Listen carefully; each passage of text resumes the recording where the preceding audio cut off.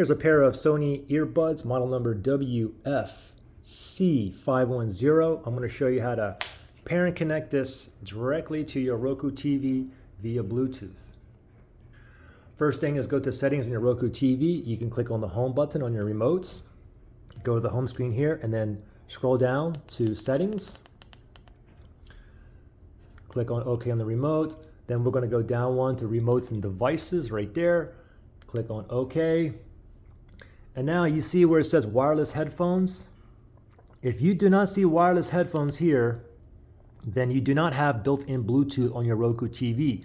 However, a workaround for you would be to simply just go ahead and pair and connect these buds via Bluetooth to your Roku remote app on your phone.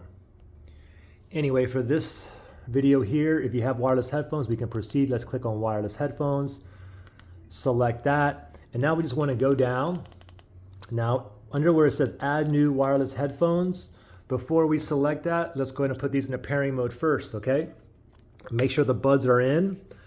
On the back here, you have this little button, little round button right here, okay? So I'm gonna open this up, and now I'm gonna press and hold this button until I get a blue blinking light. So I'm holding it now, and I'm waiting for blue, blue, blue, blue, blue, blue, blue, blue. And now it's in pairing mode. So now we're gonna set up new wireless headphones. It's searching for it now. It's in pairing mode, it's blinking blue, blue. So now we're just gonna wait for the countdown to run out. 3, 2, 1, and yes, okay, so that's it, WF-C510. So just go ahead and select that. Connecting, it said that you are done.